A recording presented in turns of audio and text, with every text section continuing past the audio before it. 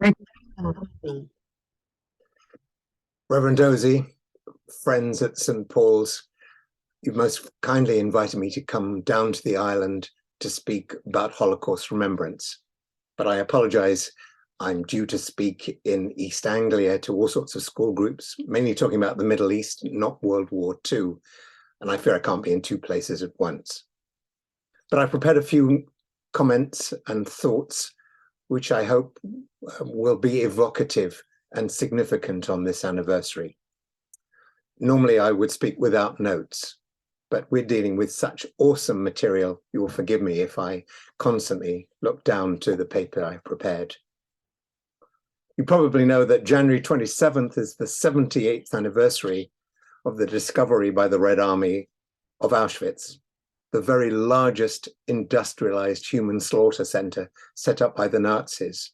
Just one of the many hundreds of concentration camps and death camps that were erected across Europe by the SS.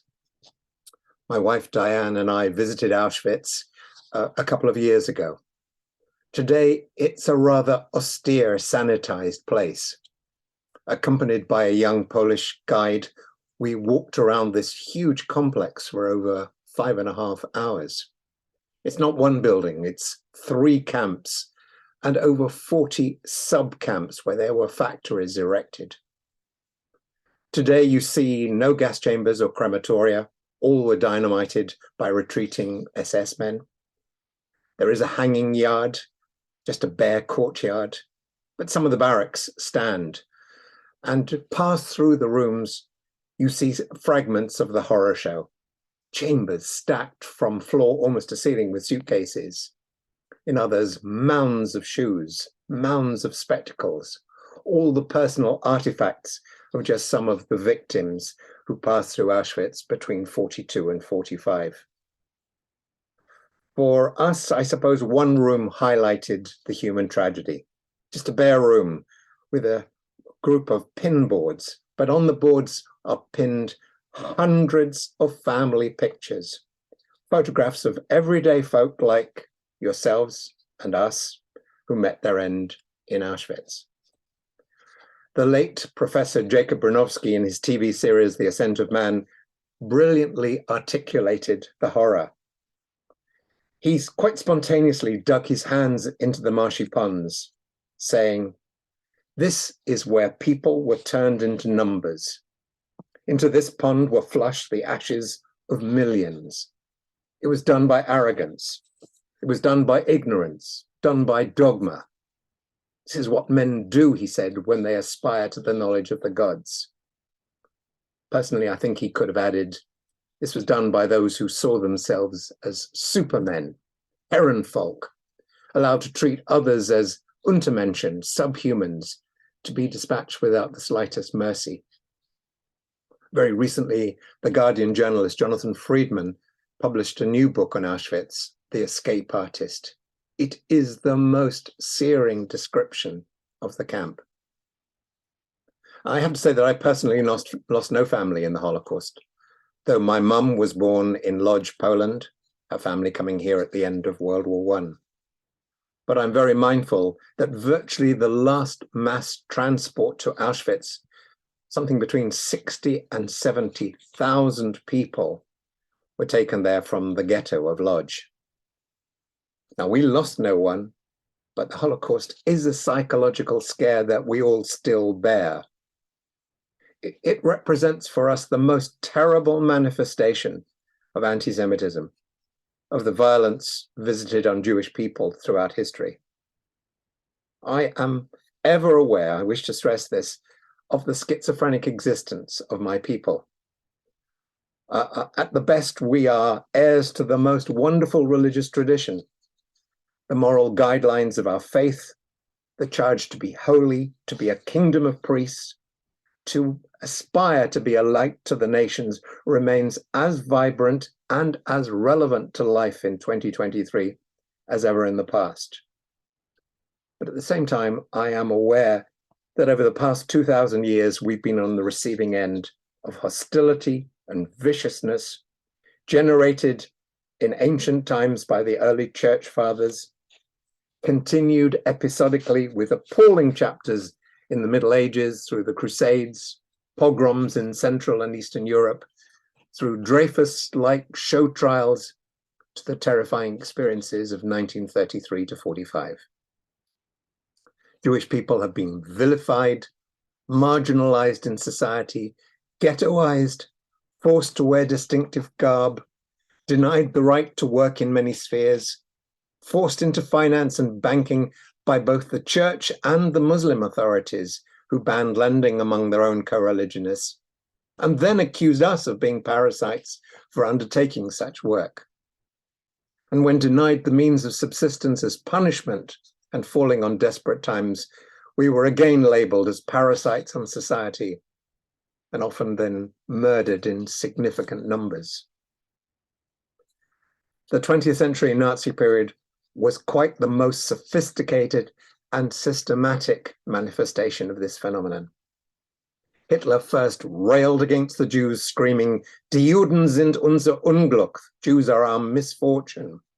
And then in a gradual step-by-step process, first isolated Jews, then denied them civil rights, opportunities to work, misappropriated their property, and then unleashed physical violence, like Kristallnacht in 1938, leading to forced transfers to the East, which they euphemistically called resettlement, to ghettoization, and then in the final solution, deportation to the death camps. Who could possibly have imagined that a country that produced Goethe, Beethoven, Brahms could act so literally on Hitler's ravings and construct a comprehensive extermination program, not only to wipe out Jews, but also Roma, gays, political opponents, and others? Who could possibly imagine that squads of soldiers, Einsatzgruppen, would in the latter part of 1941 shoot dead thousands and thousands of civilians in occupied lands, like the 33,000 and more shot over a single weekend in late September 41 by Nazi and Ukrainian auxiliaries at Babin Yar?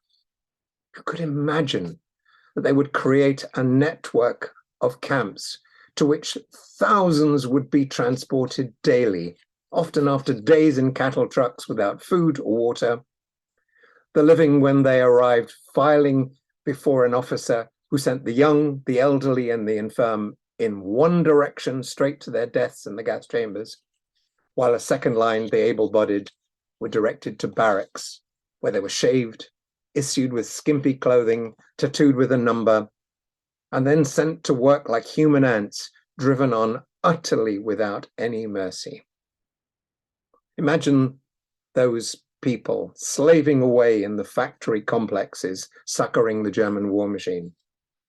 Summon up, if you will, if you can, the image of others in the Effektenlager, the storage halls, who are literally sorting through every item of clothing and personal belongings deposited by the victims, items then recycled and sent back to German. Imagine some squeezing out every tube of toothpaste, searching for possible money or valuables that might have been secreted away. Imagine the gruesome role of those in the killing centers, removing the mangled dead from the gas chambers, cutting up their hair, removing rings, removing dental fillings, before dispatching the bodies to the crematoria. This checklist, it barely touches the horror of it all. I suspect no one in the vicinity of Oswiecim could have been unaware that something awful was taking place. The regular rumble of trains, the terrible stench, the smoke billowing out of the crematoria could have left no one in doubt that something grim was happening. I don't think people could have imagined the sadistic pathology of the Dr. Mengeles selecting victims for gruesome medical experimentation. And I don't think anybody could have imagined the grotesque stationing of a camp orchestra of Jewish musicians who lulled victims into a full sense of calm as they walked to their deaths. They reckon that in Auschwitz, over 1 million people were done to death. gassed, shot, bludgeoned, or fell collapsed by illness. Most were Jewish, though the triangles sewn onto work uniforms, yellow for Jews, pink for gays, red for politicals, purple for Jehovah's Witnesses, conveys the universal horror of the place. The Russians arrived, as I said, on January the 27th, 1945. The area was largely deserted. Auschwitz I had held 15 to 20,000 at any one time. Auschwitz II in 1944 held over 90,000 prisoners. The largest of the sub-camps, Buna, held some 10,000 people, while the Russians found just 7,000 alive in the three main camps, 500 in the sub-camps, and about 600 corpses. Some weeks earlier, some 58,000 prisoners had been subjected to a forced march westwards to concentration camps in Germany and Austria, to notorious places like Buchenwald, Dachau, Flossenburg, Mauthausen, Sachsenhausen, Ravensbrück, and others, including Bergen-Belsen. Though the SS attempted to demolish the camp to disguise their wickedness, the Russians found, would you believe, 837,000 items of women's clothing, 370,000 men's suits, 44,000 pairs of shoes, and 7,000 kilograms of human hair, some still with traces of the Zyklon B gas. Of those 58,000 marched westwards, many died or were murdered en route. Some 15,000 survived that apocalypse, arriving in Bergen-Belsen in Western Germany, a small labor camp which was discovered by chance by advancing British soldiers in mid-April 1945. The Nazis simply dumped these survivors there and watched them die of hunger and of disease, of typhus, lice, dysentery. They let the prisoners die in squalor and filth. On liberation, the dead, the barely living, lay side by side. There were heaps of bodies, the stench indescribable. Richard Dimbleby of the BBC recorded the most graphic description of the inferno.